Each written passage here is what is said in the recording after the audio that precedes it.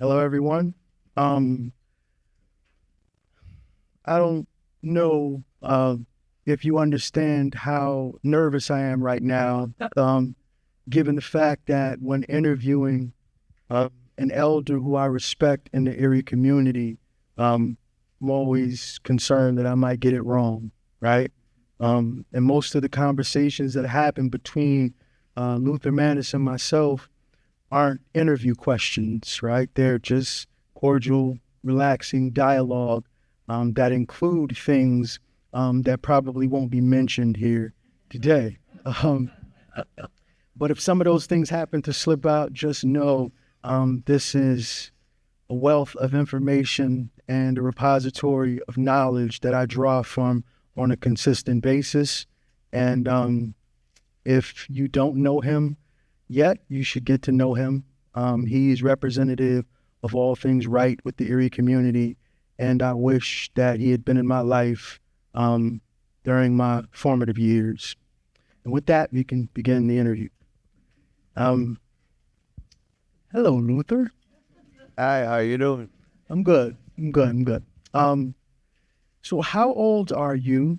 And tell us a little bit about your childhood and your parents and Well, this time I'm gonna tell you the truth. I'm 96. okay. Childhood. She pointed out, I was born here October 10th, 1927, and I grew up in the area of 152, 156 East 22nd Street, which then was the Jewish neighborhood. And I point that out for this simple reason that if you weren't born and 70 or more years old, you're not aware of the fact that Erie was a segregated city, but it was segregated because of ethnicity, not because of race, religion, or what have you. People were Polish, stayed in the Polish neighborhood because they could communicate with each other. They stayed in the Jewish neighborhood for the same reason. So the only person you might say who had a flute living were us minorities, because we lived on the fringe of all those activities and participated with them and had good times with them.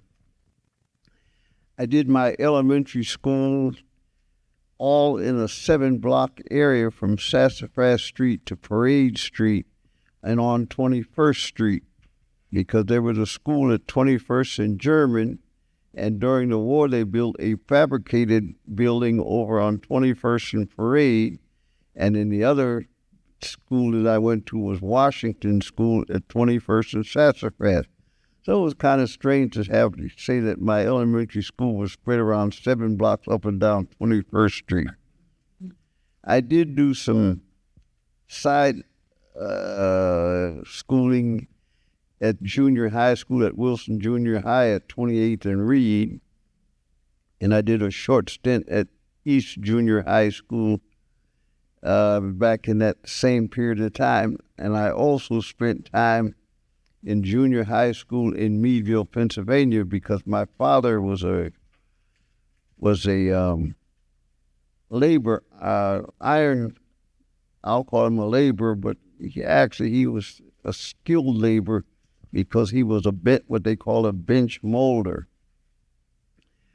My mother, she was a what do you call it? We call it then a person that went to the people's houses and cleaned houses and took care of their kids and did what have you. She did that until she got sick, and at age 26, I was 10 years old, she died from tuberculosis. So I didn't get to know her very well. My father, I had much longer relationship with him because he lived until he was 51 years old, and he died of colon cancer. So in a short period of time, I lost both my parents, but at least I wasn't an adult when my father died, when I was just a kid when my mother passed. That two different situations, and neither one of them what you were called good ones. The I spent a lot of time, as I say, on 152 and 156 East 22nd because my grandmother had both of those homes at the time that I was born. I really didn't get to know her husband because he died either in my early childhood age, so I didn't remember him at all, or he died before I was born. I'm not sure which. On my father's side, I got to know both my grandfather and my grandmother, but actually both of them died in their early ages of 40s or somewhere in that neighborhood. TB, tuberculosis, was rampant, and I'm not sure whether it was rampant because it was just a disease that was out there, but they were doing what they called some scientific research. They wanted to see what tuberculosis did, so they injected us minorities with injections of tuberculosis, and then checked out to see what would it do to you. In addition to that, they were also doing research on syphilis in the same manner. Those things are not highly published in history and geography books so that the general public knows about that, but us few who were subjected to it, we know about it. And it's just recently coming out, you might say, nationally. I also dropped out of high school in the 9th grade in Meadville, Pennsylvania. And what I reasoned for my dropping out was the fact that us minorities didn't come up with situations where we learned things that had to deal with algebra, geometry, trigonometry, and etc. So I had a difficulty trying to figure out how you took an A and B and made it into something else. And I just couldn't get it, so I got tired of being embarrassed with the teacher getting me up in front of the class and hammering me to give her an answer, and I couldn't understand how to give her the answer, so I just took off and went home. And my father came home that evening, and he said, "What are you doing here?" I said, "I quit school." He said, "You what?" I said, "I quit school." He said, "Well, you got two choices. You either go back to school, you go to work, but you're not sitting here." I said, "Take me to work with you." And so I was 15 years old, I had some size, and according to the rules at that time, as long as I had his consent, I could withdraw from school at 15. And of course, if he took me to work with him at the Meadville Malvern Iron Works, I had a job, so I was complying with what he wanted, and I was satisfied with what I got. I didn't have to go back and be embarrassed in school any longer. So I worked as a laborer, but I worked with my father illegally because the foreman and the superintendent would walk the length of the shop, which was about, I'd say, maybe a block to 2 blocks long. So when they would go down to the other end of the shop and I was out of sight, I would get on the one half of the bench mold, and I would make the top or bottom half, and he would make the other half. It increased his floor, which meant it includes his pay because he got paid piecework. So that's basically my young educational life up to the point of me dropping out of school. Well, I think one of the things we share in common is our dislike of school when I was a kid too, right? But I've gotten to know you over a 6-year period, and you telling me that you dropped out of school it starkly contrasts the 96-year-old Luther Manus that I observed laying in a hospital bed on the verge of death. whispering to every nurse that walked into the room to tend to you about grants and scholarships that they needed to know about so that they can go to school for free.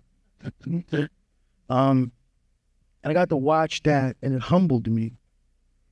So my question to you would be, from the 15-year-old who dropped out of school to now, tell us about your educational journey and how you developed such a passion for education. Enough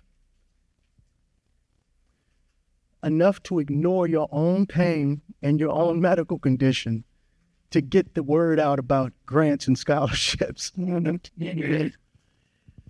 Well, that's kind of a difficult question to answer because it means that I'm going to get what I call off message by going into different aspects in order to get the answer to what you just asked me. I'll start by saying at age 18, I followed the rules, and the rules were when you became 18 years old, you registered for the draft. When I registered for the draft in October the 10th of 1945, in March of 1946, I got a letter from the draft board, and it said, "Your friends and neighbors have selected you, and you are to report to the Greyhound bus station at such and such a time on such and such a date for pre-induction physical into the military service." Well, what you did, you followed those instructions. So I reported, boarded the bus. They took us down to Pittsburgh, and in the old post office building in Pittsburgh, they conducted a physical, found that I was fit for military service, and a few weeks later I got the order saying, report back to the bus station again, only this time they were taking me to Pittsburgh, catch a train, and go to Odentown, Maryland, for onward transportation to Aberdeen Proving Grounds, Maryland, basic training. I had no problem with that because I was sort of a curious kid anyway, and I had never been subjected to segregation, and I knew that going in there I would be subjected to segregation, but I kind of wanted to find out what it was all about.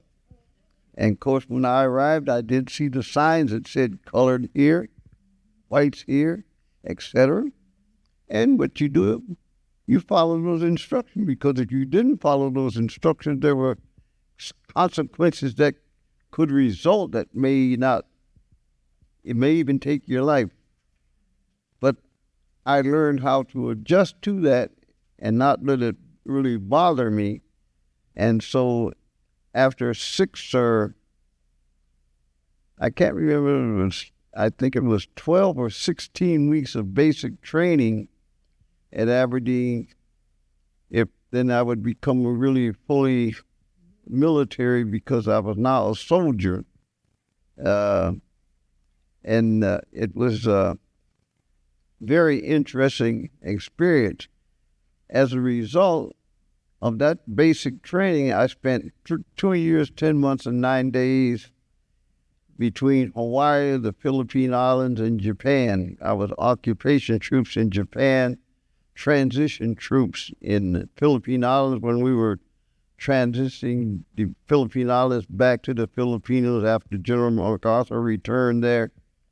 So that gave me you might say, it opened up my eyes because my geography book made a lot more sense to me from some of the things that I saw, like Dole Pineapple Field. I knew about Dole Pineapple Fields here in Erie, but I'd never seen it. But over there in Hawaii, I saw Dole Pineapple.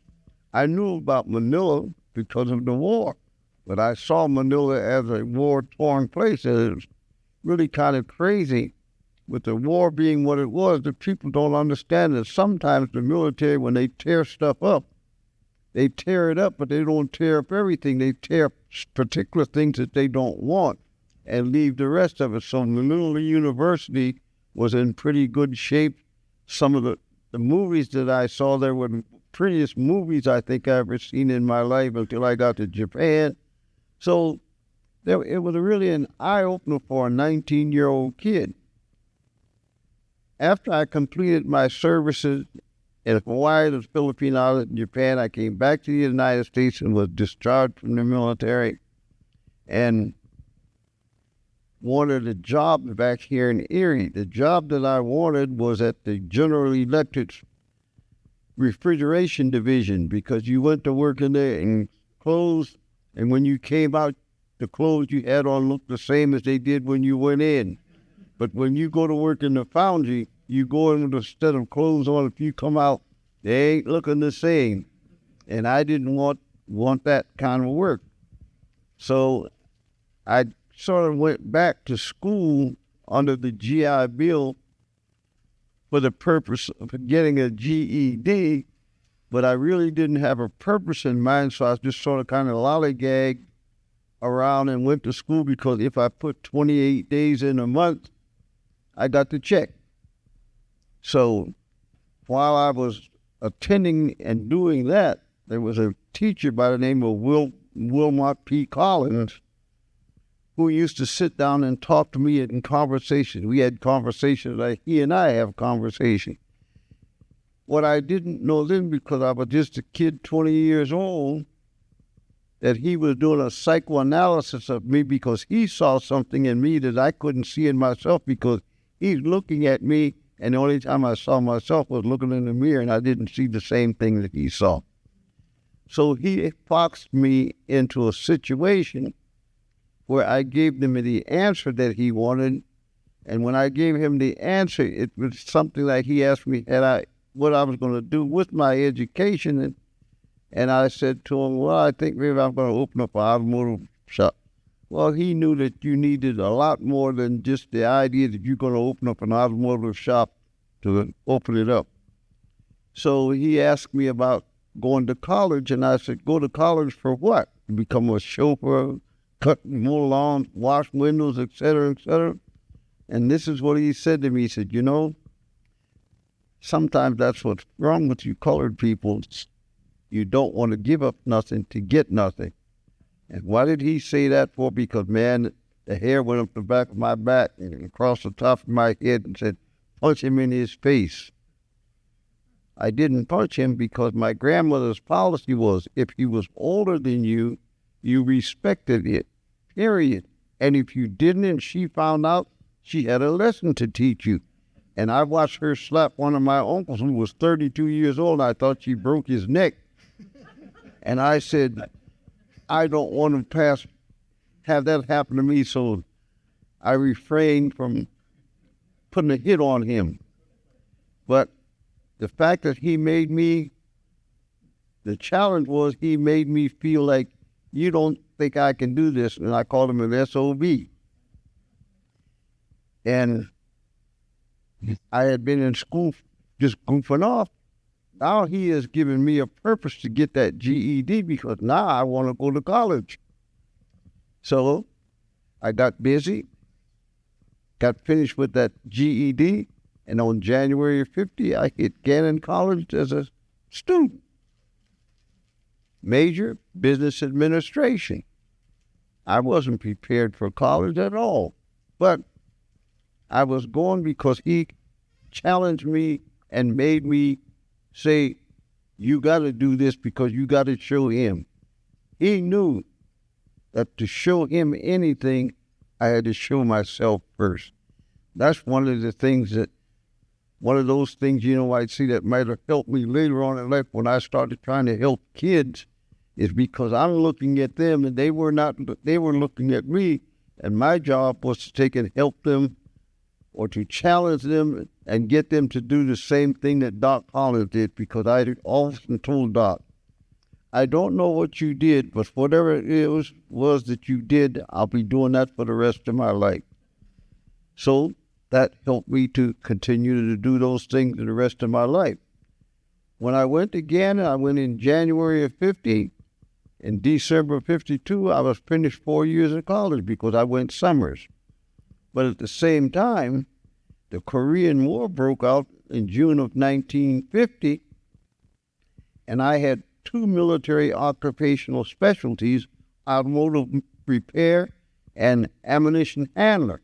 Both of those MOSs were critically needed in the Korean conflict, and my unit, which was still in Japan, was one of the first units that went into Korea along with the forces that went into Korea. So my being home, being in school, and being in ROTC gave me a deferment so that I missed that initial going into the Korean conflict. The thing that I gained in addition to the degree was these bars that you see floating on my shoulders. I had gone from private first class now to second lieutenant, so I had pretty good advancement, and I was really feeling good because I liked those bars, and I would put them bars and just look at myself in the mirror and say, "You handsome fat rascal." So anyway, I went back into the service, and I spent another 17 years in the service, and I'm not going to try to tell you where all the assignments I had because that would take me I don't know how long with the time we got. I'm trying to bunch a lot of stuff in a short period of time. So I spent 17 years in the service, and after that 17 years in the service, I had over 20 years in service. I was in Vietnam. Fortunately for me, the relationship between me and Monsignor Nash, who was president, he was a priest when I came to Ghana. He was president when I came back. He had asked the Department of Army to reassign me from Vietnam to Ghana ROTC. So now I'm coming back to Ghana ROTC where I initially got my commission. So I'm happy with that assignment, plus the fact I'm at home. The difference was that I was no longer a lieutenant. I was now Master Sergeant E8 and First Sergeant because during the 1955, after the Korean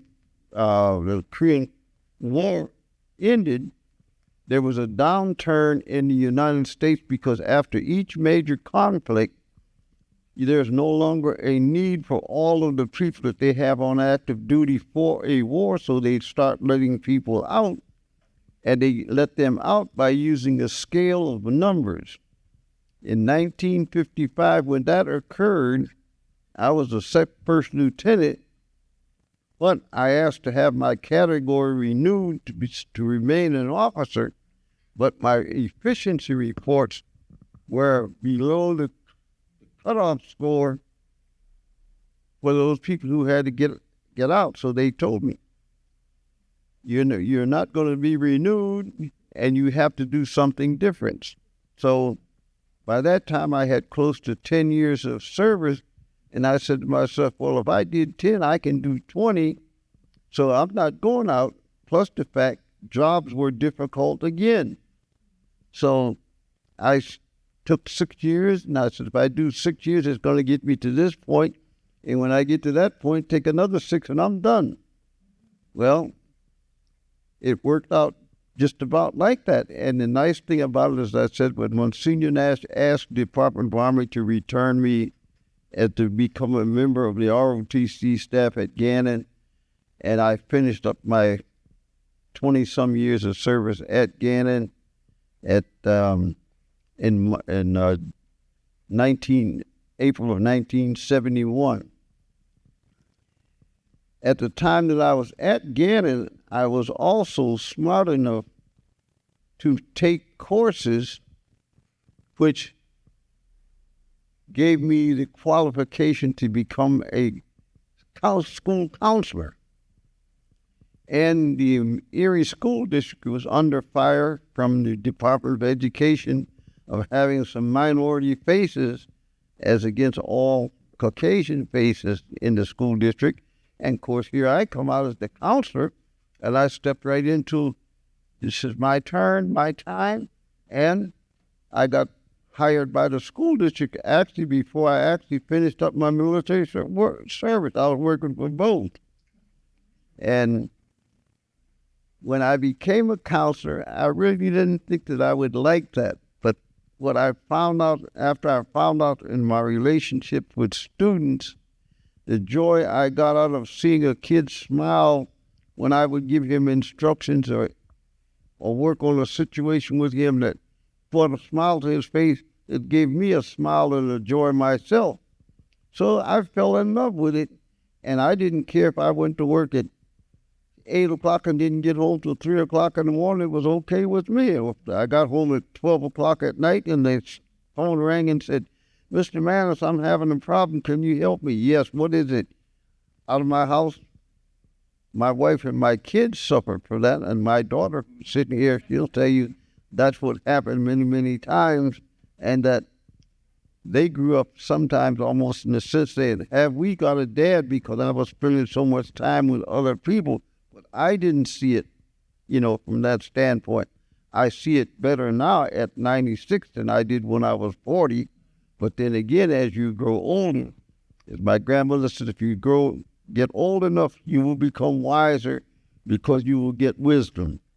And at this stage of the game, I think I am wisdomed, but at the same time, I'm not smart.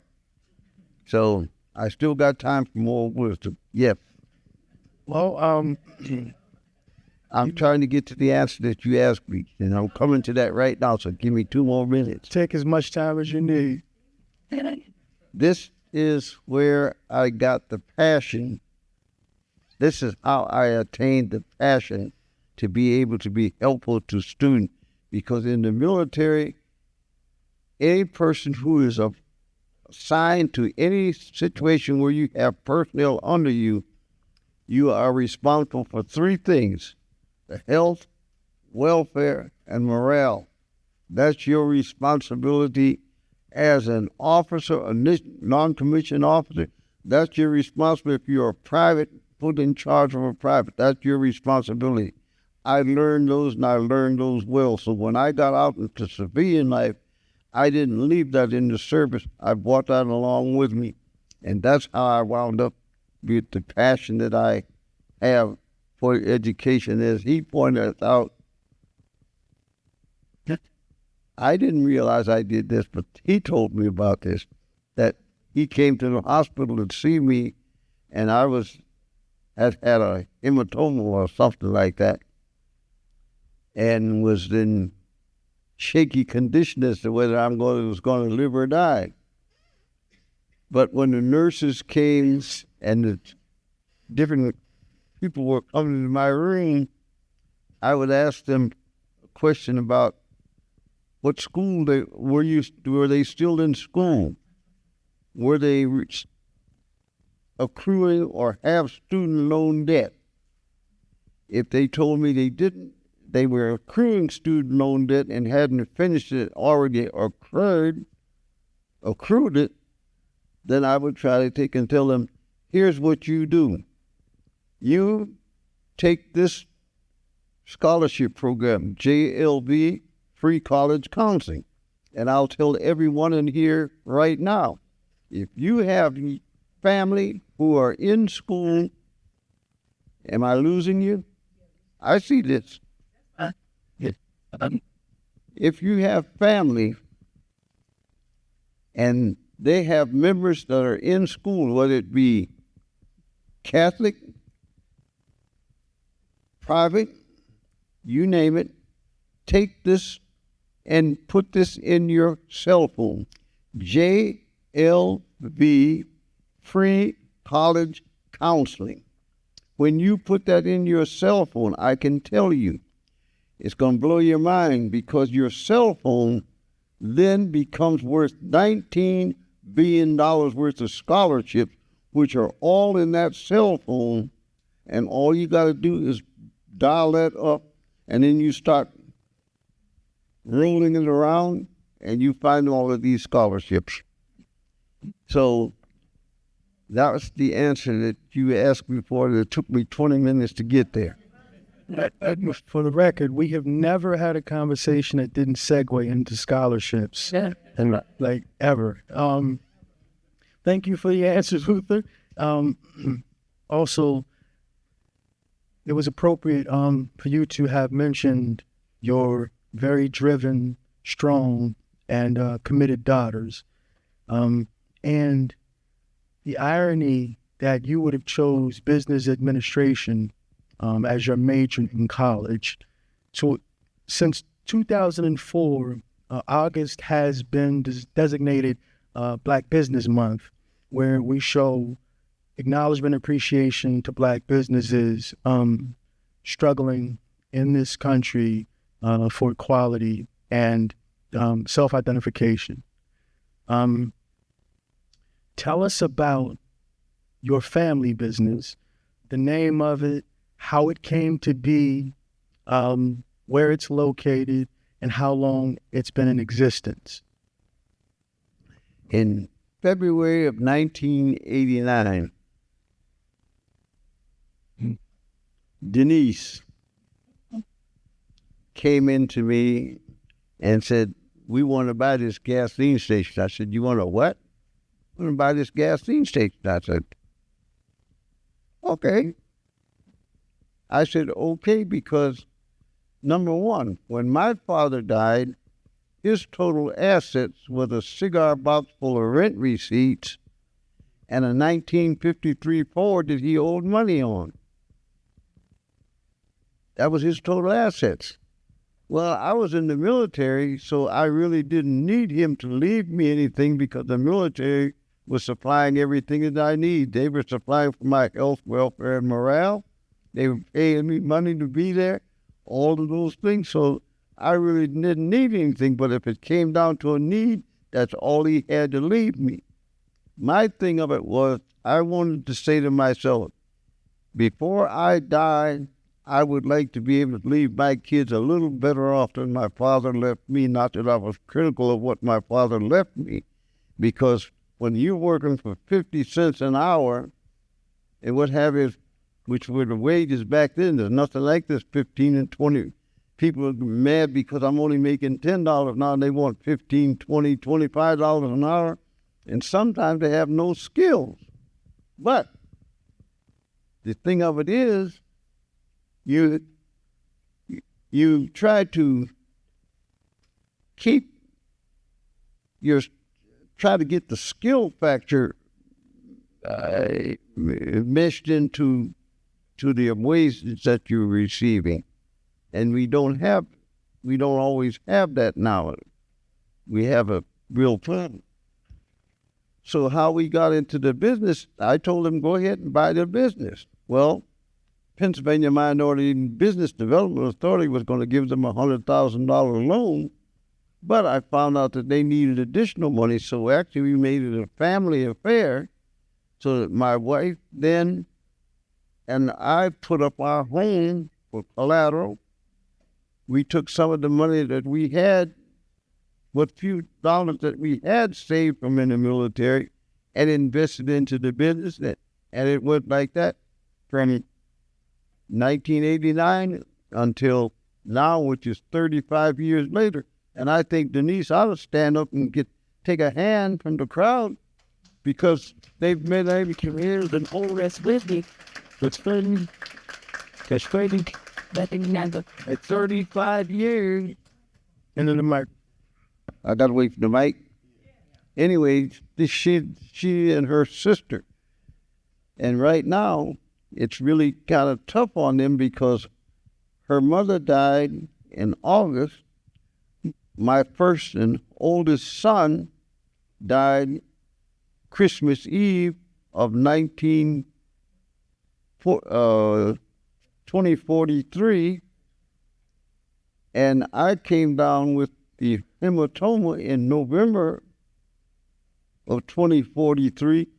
So 3 of their support people suddenly just drifted away. Now it's Denise, her sister, Stephanie, who is the partner, and they actually own the business, and their sister Cynthia is their support now because I can't do the things that I used to do because I've gotten a little age, and in addition to the age, I have the medical issues, so that leaves the 3 of them carrying the whole load themselves now. And while the business has been maintained, it has not always been what you call a real healthy situation. It's been a sort of a up and down, but while they have survived, I can go to the bankruptcy rules in Erie and find that a lot of businesses have gone under that far exceeded the capacity of what she and her sister and we as a family maintained for 35 years, and they're already gone off the end of the dock. So I think we did pretty good. And what's the name of the business? How long has it been? Manus, 12th and French. And how long has it been? If you around? come down there, you'll see. I suggest that you come down there and just take a look sometime, because there's a mural on the wall, and I'm not going to tell you what the mural is all about. I'm just going to tell you it's on the wall, and if you want to see it, come down there and take a look at it, and you'll find out he does great work. But I appreciate that. And to share a little bit about that mural. That mural is actually what anchored me to Luther. Initially, when we were asked to come paint that mural, it was a mural project. But when I started to learn Luther's history, not only his positive history in the city of Erie, but his humble beginnings, but more importantly, raising hell in his community before he started on the positive trajectory. It made me understand that we had something in common and that I had a choice in my life that I could change at any point. It became more than a mural. It became a memorialization of a relationship that was building. And to further elaborate on some of the things that Luther said that he was doing for his daughter's gas station, this man, 90 years old, lugging pop, big bottles of pop, to and from the car like he was 25 years old. During the mural, he was lugging cans of paint. And something happened during that mural. He would come out, sit while we were all painting the community mural, and some people here were there painting with us. They would sit next to him and just listen to his stories. And that organic thing happened in my community that I thought I would never live long enough to see.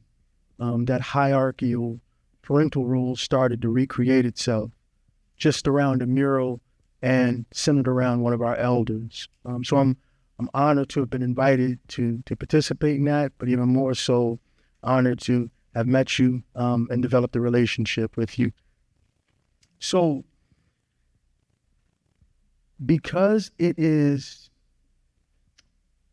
Black Business Month, do you believe that it is important for African Americans to own businesses, or given the difficulty that you and your daughters have had with Manus, do you believe it's just better to work a 9 to 5? Well, I'm going to say yes to that, and the reason why I'm saying yes to that is this. We have to understand something, that because the country went through segregation, Jim Crow, and all of those other things, minorities were considered non-people. It was written that a white female is considered not a, it's considered less. They were not considered non-persons, but they were considered less than a male somehow, and as a result, they were considered as property, whereas a black person was less than a white person, period, and was property. And because we were property, history book doesn't tell you that because if I invited that chair and I worked for a white slave owner, he got the credit for that chair that I invented because I could not own anything because I was a non-person. As a result, minority families come up, they don't have what I used to see. For example, when I was a kid, I used to go over in 18th and start at Peach Street and go all the way to Cranberry Street, and all the way down that street, there was homes, stores, grocery, shoe repair shops, movie theaters. They had everything. They said you could live in Little Italy and never leave that area because you didn't have to leave for anything. If I came up with nothing, how can you expect me to be able to have a business? Although we did have businesses, and the reason that we had businesses was because we were prevented from going to the white businesses, so we had to manufacture businesses for ourselves. And as a result, black people were becoming millionaires, and white people were jealous of it because they said, how in the hell can they do this and they don't have anything? But they got more than I do. Well, let's go in there and burn the damn place down. And that's what they did. Oklahoma, and just this past week, President Biden put on television that Springfield, Illinois, they did the same thing to it, and he made it a national site now. So here's where I have the real gripe with it. My daughters have busted their buns for 35 years. And when we go down to ask for these so-called grants that are to help minorities, oh yeah, we got these grants. You can get this here much money. Once they get the grants sort of settled, oh, but you have to have matching funds. So I'm going to borrow $100,000, and they're going to give me $100,000, but I got to have $100,000 matching fund. Well, if I had $100,000 matching fund, why am I coming to you to ask you to give me $100,000?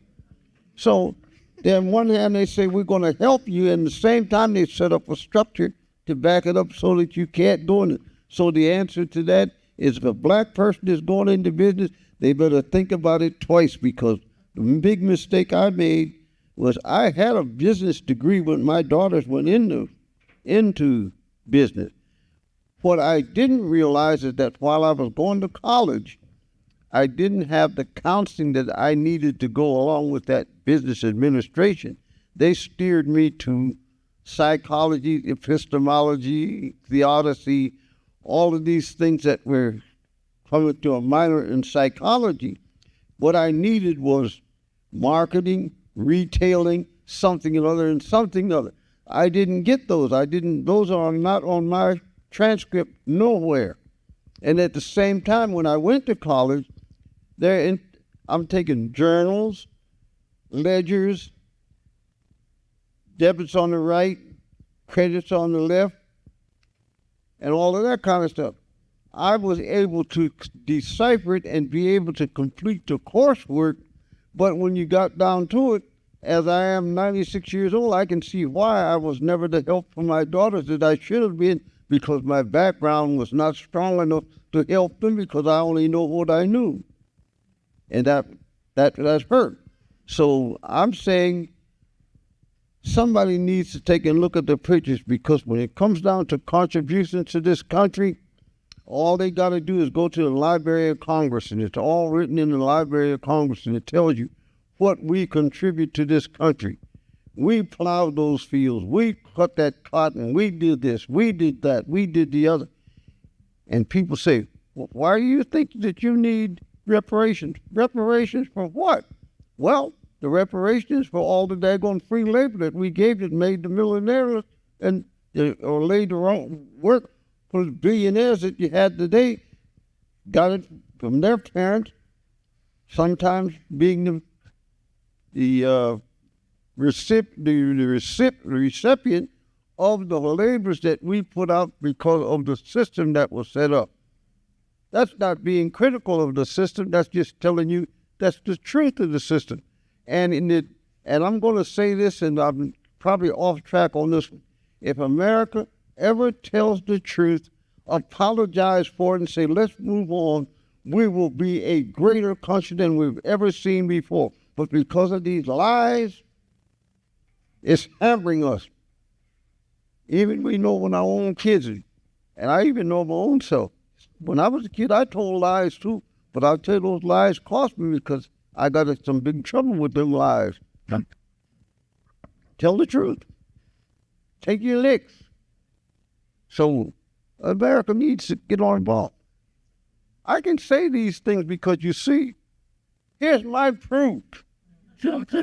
I went out and put myself in the line of fire for this country, who treated me sometimes like I was less than almost like an animal. But it was a situation, and I'm not going to get hung up on that situation and start getting mad at people and start doing crazy stuff. I worked for those white kids in the Erie school system just as hard as I worked for black students because they were both kids. Why? The white person might be the person that my grandkids have to walk into the door of that store and say, I want a job. And that guy who was running that store, the manager of that store, had a bad experience with me. That kid is going to pay for it. I don't want to leave that kind of arrangement for him. I want that white person sitting in that job to have empathy so that when that black person comes through that door, or Asian or whatever, or relation or religion of person, I want them to receive the treatment that I want to receive, and the treatment that I wanted to receive is the treatment that I give to those kids that I work with in the school system. That helps change that, because you cannot legislate a man's mind. God gave nobody that power to legislate a man's mind. Truman desegregated the service in 1948. In 1953, I was subjected to some crazy stuff in the military, and it was because of this. Unfortunately, at the time that I went in the service, the majority of the officers in the United States military and many of the non-commissioned officers were white Southerners. They had military schools like Virginia Union, all of those different military schools, and that's where the military people were coming from. My problem was, the reason I'm a first lieutenant is because I had gone to Gannon, and Gannon taught me a different philosophy than the philosophy that was prevailing at the time. And as a result, sometimes one of those white officers would say to me, well, you got to go do such and such. My question was, wait a minute, why do we have to do this? Why can't we do it like this?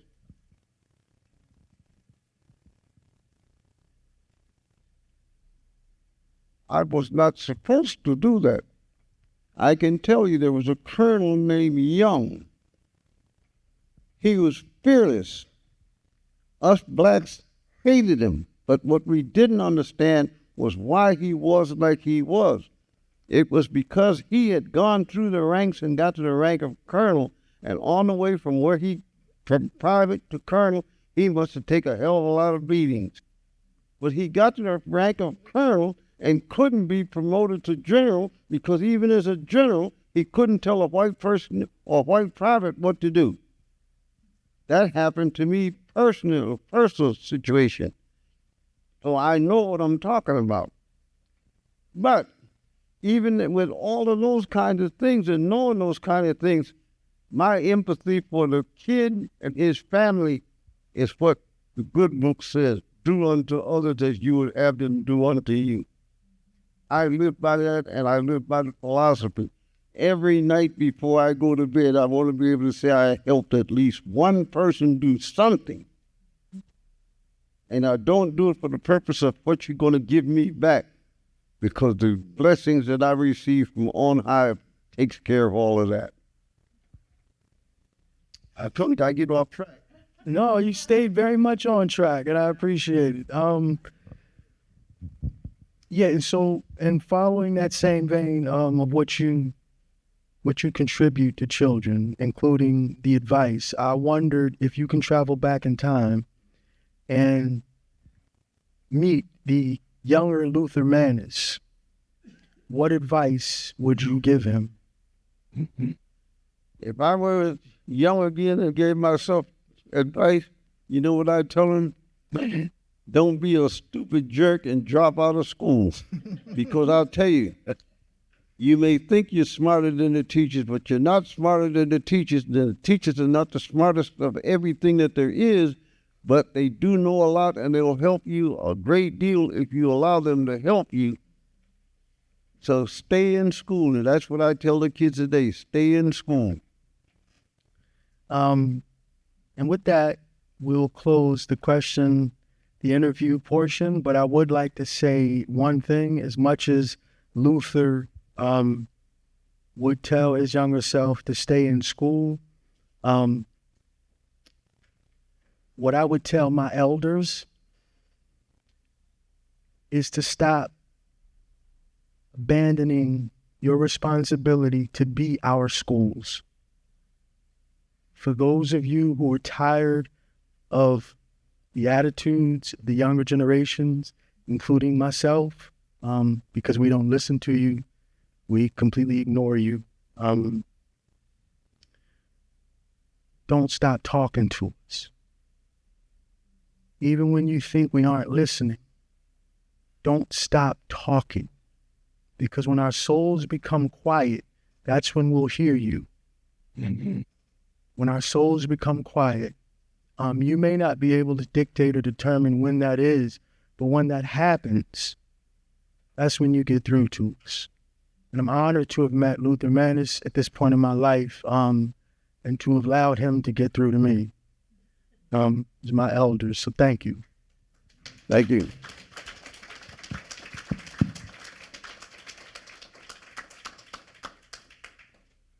Anybody got a question? Yes.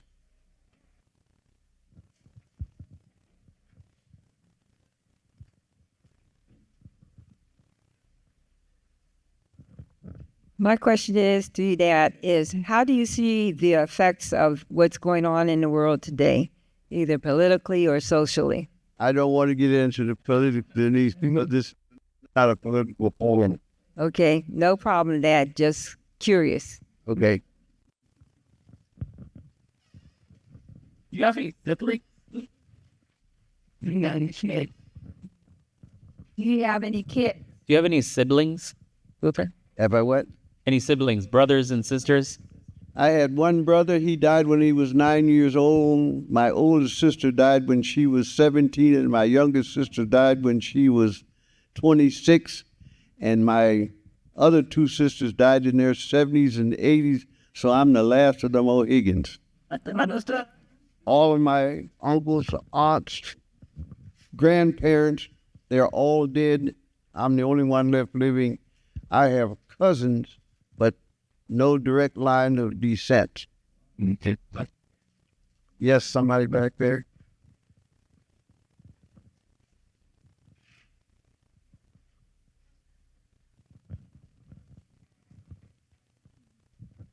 Hi, I worked with one of your daughters several years ago, Stephanie, when she worked for human development.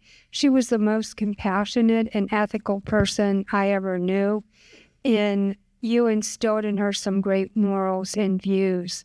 But I think based upon some of the encounters you had growing up, it seemed like for some people it may be hard. It seemed like you have the great gift of forgiveness. And I was just wondering, is this something you learned over time, or is it something that was really inborn in your character? Well, I'll try to give you an answer, and my answer that I am going to try to give you on that one is this one. My grandmother, I'm almost want to think she was a slave, but I never asked her if she was a slave. I can only say that she was uneducated and that she migrated from Georgetown, South Carolina, by way of Virginia and wound up here in Erie. So I never really sat down and talked to her about that. But she and other relatives who had migrated from the South would tell me about the conditions that they had to put up with while they were in the South. It created, in a sense, a hatred for white people in me as an early age.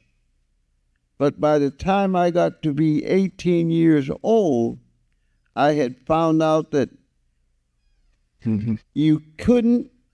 there were some things that you couldn't change, so you had to make adjustments in order to take and survive, and that's what I did. And in the course, she would always teach her Christian religion to me.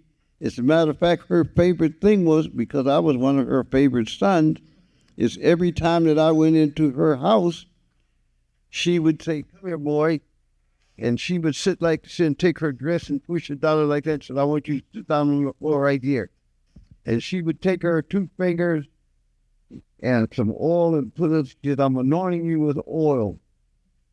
And she would pray for me, and she would teach me how to be emphatic, even though you were being persecuted, that you could survive if you did the right things. And as a result, when I had kids, I tried to teach my kids the same thing. My daughter wrote me a letter when I was in Vietnam. I don't know if she still has a copy of it. I think I've got a copy of it somewhere. She wrote me a letter when I was in Vietnam, and she was talking about the kids in the area, and they were going to protest, and they were going to do this. And I said to her, "No, protest is not the answer. There's another way to do this. Number one, your job is to be in school and to get yourself an education. You can't take and solve problems that are way over and above your head." So I advised her, the letter I gave her, I wish I had a copy of it so you could see it, because I gave her the advice that I felt was necessary and told her, under no circumstances do you leave that school. And after I retired, she came against, again, they were talking about they were coming home and going downtown to Perry Square to protest. I said, "Well, if you do and I see you on TV, your dad will be down to get you."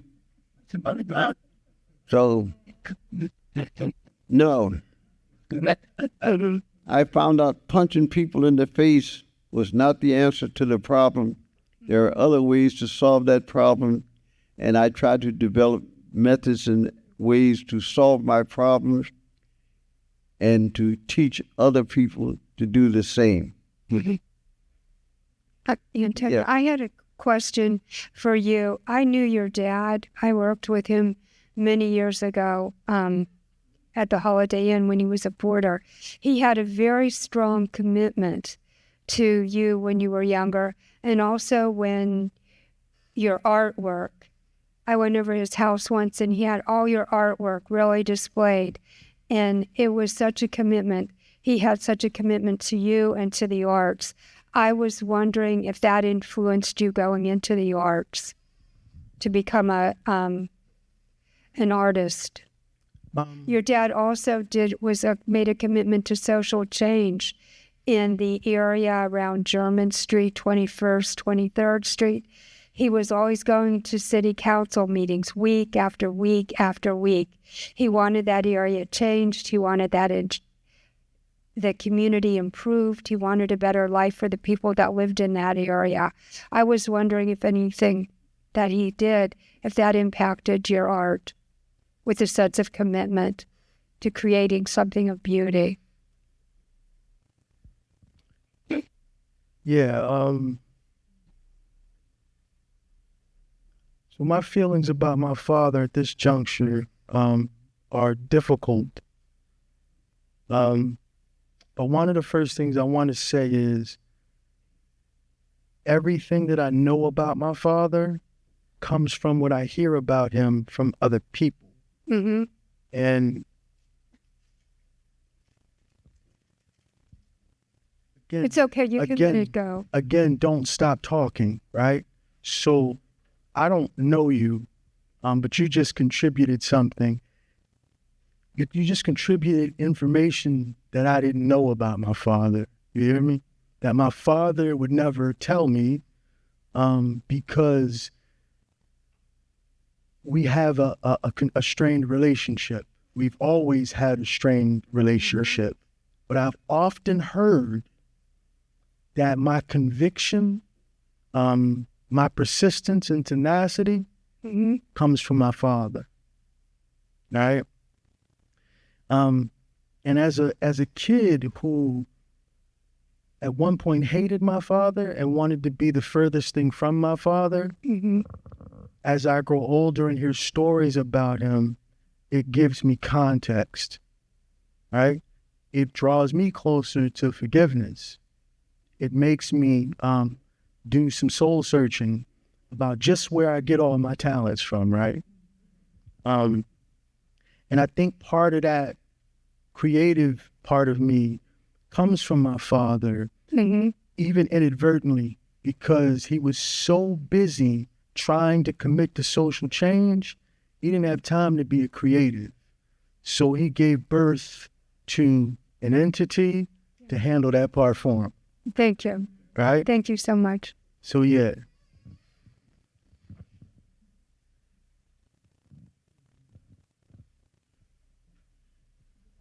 She Hello. I'm very thankful attending this lecture.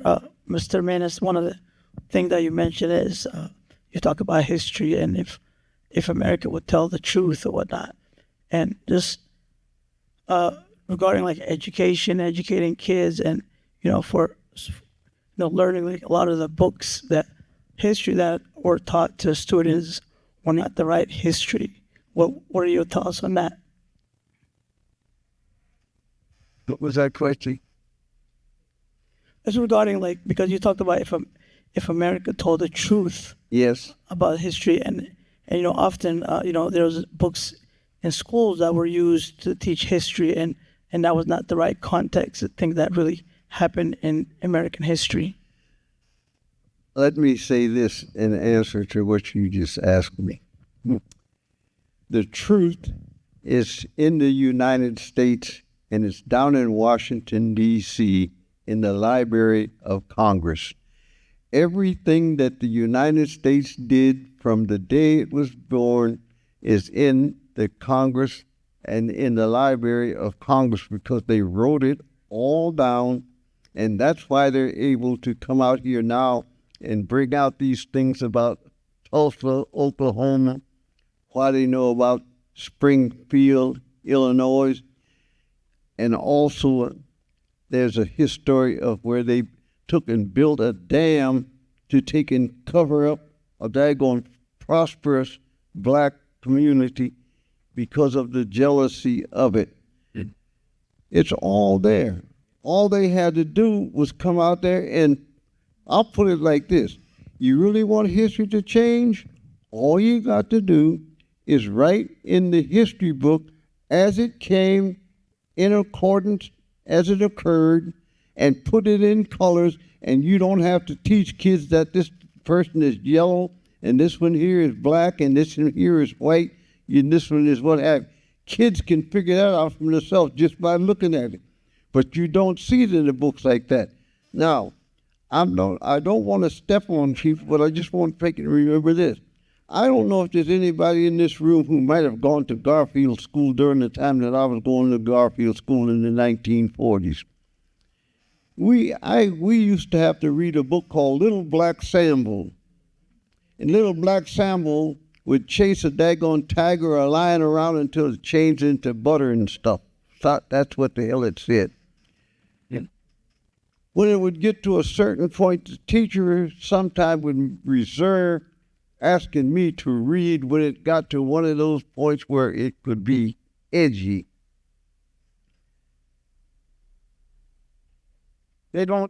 Nobody knows about that. People will say, I have black friends. But here's what I also looked at.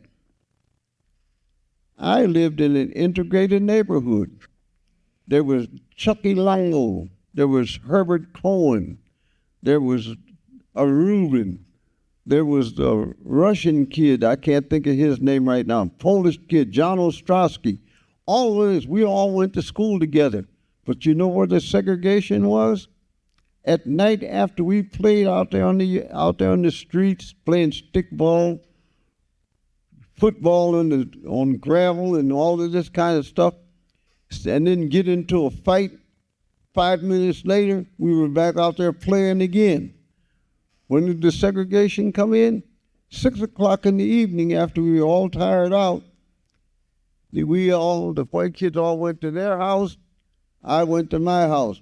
My grandmother would service any white hobo that used to travel during those times. These are the guys that were hopping on freight trains to go from city to city, sometimes looking for jobs, for whatever their reason. And they would arrive in Erie and they would be hungry. And they would come up and they would knock on my grandmother's door and say, "Miss, I'm hungry, can you help me? Come in and sit down." She didn't put color labels on them. She didn't look at him because he was kind of scruggly and dirty from riding on that train. She looked at him as a human being, and that's all you have to do. When I dealt with kids, and I sometimes got into one of my little things where I was trying to skirt around them, and I would sit down and I would say, "Luther, you got to get down to the human level with this kid if you're going to make it a daggone time with him." And I would sit down and get down on the human level with him and tell him, said, "Look, I just have to come out and tell you this is what it is." And it would work. There are people in this room who will tell you if they ever saw a person who came from the school district to their house to see about a problem, the only one that they ever saw was probably me, because I was a freak and did unusual things, but that was because of my military training. My military taught me to do stuff that was unusual. According to law, the home and the school is supposed to be like this. In America, the home and the school is like this. If you go look at the contract for the Erie School District right now, I can tell you, you will read that contract over and you won't see the words, "The students will regain this as a result of if you give me this." Everything in there is about what we will get as an educator. Nothing in about there is what the kid is going to get. That's why the school district and the home is like this instead of like that. I tried to tell the school district, you need to do things different. And that's why I made night home visits. I made home visits as late as 2 and 3 o'clock in the morning. Why did I go at those hours? Because sometimes when I went to a black family's home and the school district told me I had to dress up and have a suit and a tie and all of that kind of stuff, I knew they were in there because I could see the curtain shaking, which tells me that they were peeking through the curtain. Why were they peeking through the curtain? Because they weren't sure whether I was a cop or what I was, so therefore they were not opening the door. So I would get in dirty clothes, go back at the late hour of the night when I see the house lit up, knock on the door, and they open the door. And like one lady said to me, "What are you doing at my house at this time of the night?" I said, "I'm your tax dollar. I'm being paid to inconvenience me. You're not being paid to inconvenience you. So I'm here because your son, he don't have a problem." "Oh, okay, if you say so, bye." Her son eventually went to jail. Years later, I'm standing in the gasoline station down there. The kid walks in and says, "Do you remember me?" "You are,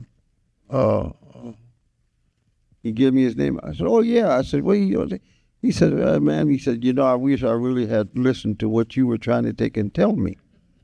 He told me he went to jail and this, that, and the other. But he had come out of jail and was doing reasonably well out in East Springfield. He had a farm, got married, and all of this kind of stuff. And I said to him, if you learned anything while you were in jail, consider that a 3-credit college course. Because I said, all smarts are not from positive things. The best example that I can give for negative learning is, as a kid, my grandmother never said to me, don't touch that red hot Cherry Village stove. And all you had to do is touch it one time, and nobody else ever had to take and tell you, don't do it again. So negative learning and positive learning are both something that you can gain. And as an educator, I try to use all of those crazy situations in order to take and help a kid understand what he needs to understand. And sometimes I got fed up with those kids, and I did some crazy things. I threw a couple of kids down on the floor, put my knee in their chest, 28 students looking at me. I know I did the right thing, because those students didn't go down to the office and say, guess what? I'm here to testify that Mr. Manus threw this little boy down in the floor and put his knee in his chest. He screwed up. They know he screwed up. They didn't like the idea of what he was doing, and they said he did the right thing, so they kept their mouth shut. And I think if I was in the system today, even though all they got on this stuff about lawsuits and what have you, I would do the same thing again today, and I would take and tell them, sue me, because I ain't got nothing anyhow. Get you a judgment. You got $1 million judgment. You can't take it to the bank. All you can do is look at it. So sue me. But if it comes down to if it's right or wrong, I don't tell any kid that his decent parent won't tell him the same thing. And I tell kids many times when I went to the house to take and talk to them, what I'm getting ready to tell you, your parent has already told you. But coming from me, it may sound a little bit different. But I can tell you something. Your mother and your father ain't stupid. So, any other questions? Anybody else want me to preach? I'm preaching now. Yes. It's not a question, but Got to talk louder. Oh, she's coming with the mic. my question is, I know that Anthony has a book out about himself. Are you in the process of having a book made about your life story? I'm too lazy. That's why the book hasn't been written. I want somebody else to write it. Let me clarify that. I've asked to write it, and he will not give me permission yet. So, yeah. I give you permission in a minute to write it, because I'm too lazy to write it. Okay. And right now, my handwriting is so daggone bad that sometimes I can't even read my own writing. So is that permission in front of all these witnesses then? So he will have a book coming out. Believe that. I just wanted you to repeat that JLV that you told us about. What was that? You had said about, you were telling the nurses about that JLV free college. Could you repeat that? JLV, free college counseling. Okay, I got it right. Okay, thank you. You put that in your cell phone, Yeah. I can tell you, it's going to shock you. You won't believe what it is. There's $19 billion worth of scholarships in the United States of America, in over 3 million scholarships. There is no reason for any student with a half an ounce of brains to be out here paying $100,000 and $300,000 to become a doctor. We need doctors, so the price of it should be so that they could get to become doctors. How you going to say, we need doctors, we don't have enough doctors, when you got bills out there that says you can become one, but you got to have this kind of No. Change that. We can change that. This is America. It's changed from the time that they hit the soil. And the one thing that I really want to say, everybody who has problems with these migrants, suck it up.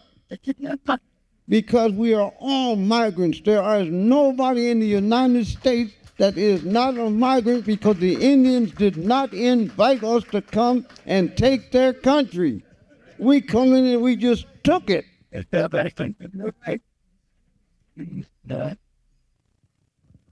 Those migrants that are coming here, I'm going to divest again.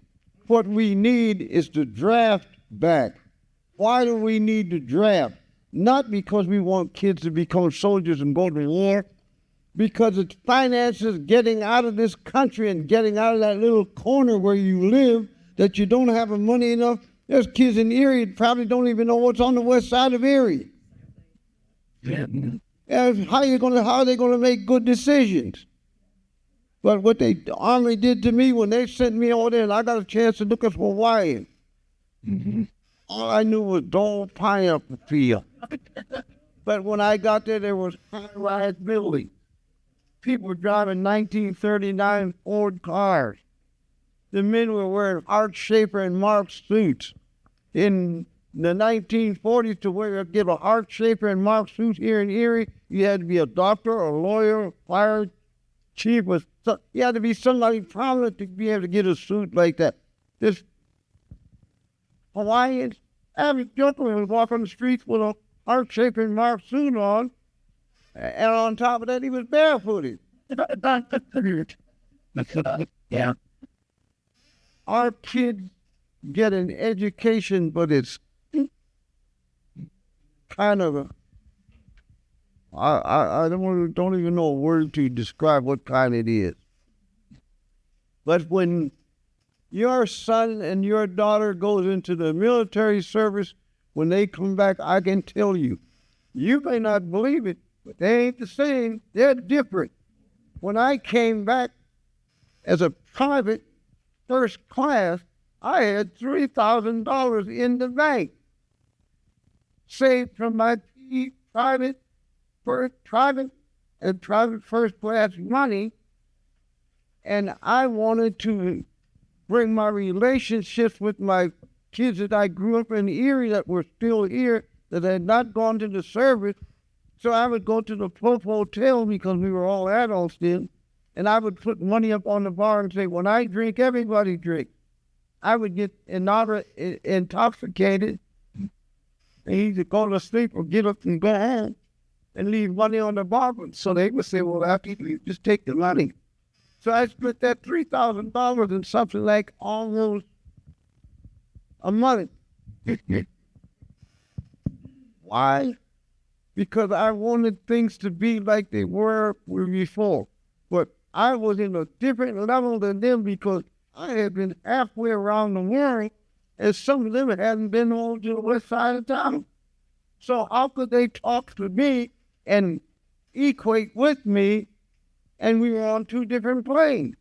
So my thing of it is, our kids are giving us a hell of a problem right now. So I say, bring the draft back. If they don't have a job, they're going to give them a job. If they don't have respect, they'll teach them how to respect. If they don't have this, if they don't have that, you get a chance. You're not going to save them all, but you can save most of them, because the military saved me, and I thank God for every day that I spent in the military service. And my only regret is that I can't go back and do it a second time, because if I went back and I know what I know now, boy, I would be General Powell twice.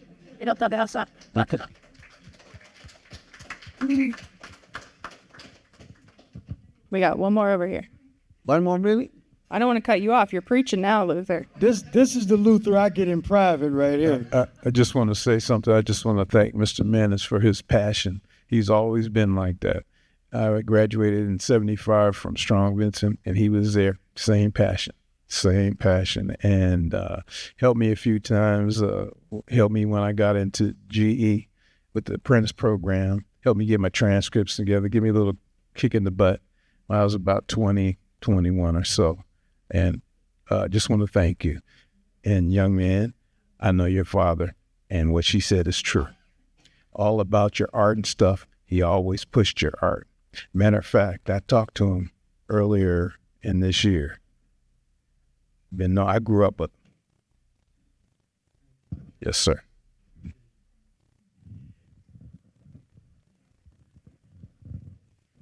So can we have another round of applause for our amazing gentleman tonight? Thank you so much. This was extremely special for the Jefferson. Thank you both for sharing so much, for being so vulnerable with us. And remember, again, tomorrow night, I hear she's pretty good. We'll see you tomorrow at 7.